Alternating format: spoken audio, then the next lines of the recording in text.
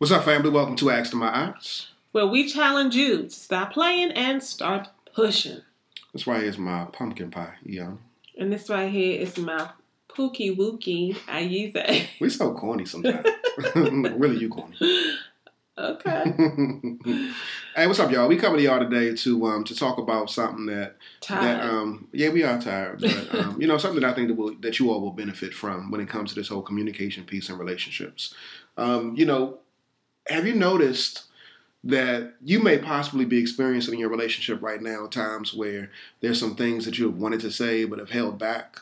You've had an opinion, you've had some insight, you've had something that you didn't agree with, and you just wanted to say what it is. You wanted to express your opinion. You wanted to share what was on your mind. But for whatever reason, whether it be insecurities, whether it be you just feeling like you won't be heard, whether you feeling fear from being judged, you made the conscious decision, or maintaining the peace, you made the conscious decision to not say what it is that you're really thinking and feeling. And I think the best way to help you all to really understand why and how and show that even you do this sometimes is when you're initially establishing a relationship with somebody who might be a friend. We enter into that honeymoon phase and, your friend might say something that's kind of wild, kind of off the wall, and you don't necessarily say how you truly feel. You kind of go along to get along because you're not really trying to create any ripples or waves in the relationship, and you really don't speak how you actually authentically feel because you want that relationship to work. You value them, and you're concerned about how they may criticize or judge you if you really said what you really feel, and so you just keep your mouth shut. But then when you go home later on that night and you're driving in the car, you're like, damn, why didn't I say what I was really thinking, what I was really feeling, and, what is it going to cost me and cost the relationship if I really say what it is that I feel or think? We might not possibly be friends. She might not like me. He might not like it. He might not be my man. She might not be my girl. So those are real encounters that we actually have with just friendship relationships on a regular basis that kind of challenge us to actually speak our mind. And we sometimes step up to it, and then sometimes we shrink from it, and just not just in those types of relationships, but in the relationships as well. We see that often in the couples that we work with. So where we want to focus your mind today is within the context of a committed relationship. And so the title of the video is A Good Spouse Speaks Up. Mm-hmm.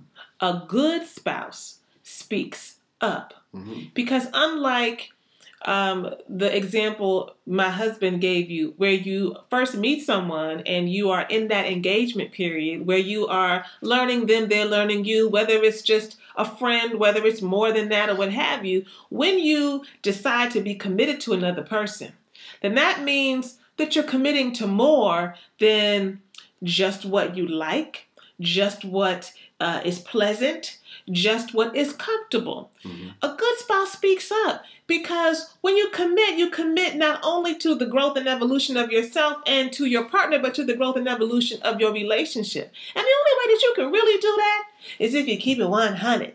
That's true. It's the only way that it can happen. Because then you find that if you are not keeping it 100, that you are having a fake relationship. Mm-hmm. And there's been so many people that we have worked with over the years that have complained and have come to us and said, I'm sick and tired of all the stuff that he does. Mm-hmm. I just can't take it anymore, all the stuff that she's bringing to me. But then the other person joins them in the session and they say, and I remember this one specifically, how is it that you are now ready to be done with us? How is it that you are now ready to be done with me? But this is the first time I'm hearing any of this. I didn't even know this. And then that made her mad. Mm-hmm. What do you mean? You know what you're doing? How many times have you said that? I don't need to tell you. You know exactly what you're doing. But let me tell you something. People treat you the way that you allow them to be treated. People allow them to be treated, allow yourself to be treated. Mm-hmm. People treat you the way you allow yourself to be treated. People create norms in relationships that they don't even know they are creating.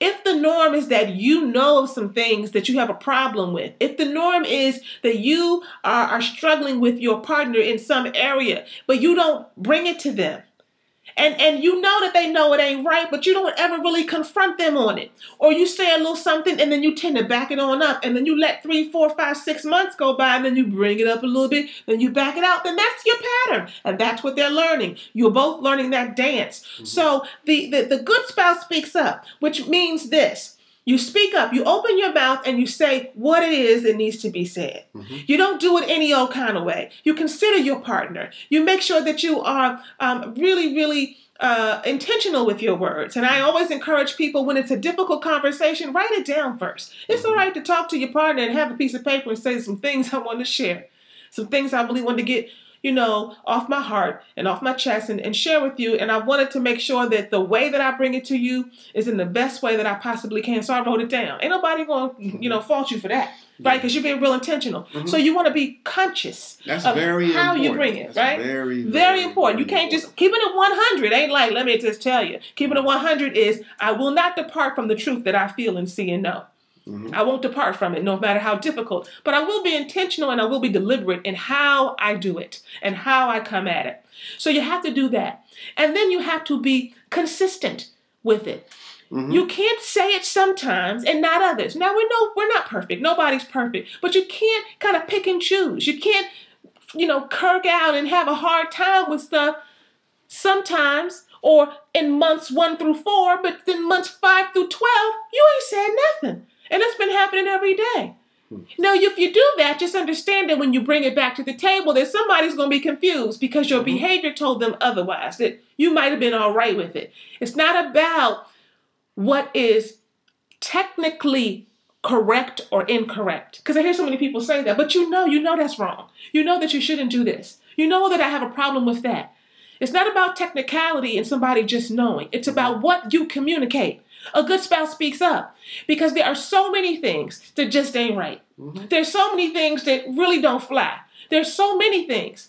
But what you have to do is take the time to make sure that you speak to them, that you are deliberate about the message in the way that it's given, that you are consistent and persistent in that message. Because when you do that, then the person has no confusion. The relationship has no confusion in terms of what you feel. And you can put it on the table so that it can be worked at. You cannot change what you will not acknowledge. And if you expect for something to move or shift in your relationship, but you won't acknowledge it, or you do it for a second and you pull back because somebody gives you attitude, because somebody rejects you, because somebody's irritated by you, then you will not see change. Mm-hmm. And you can't be frustrated with that person that you love. You got to be frustrated more with yourself. Because at the end of the day, you got to stop playing, you got to start pushing. So make sure that you are a good spouse and you speak up.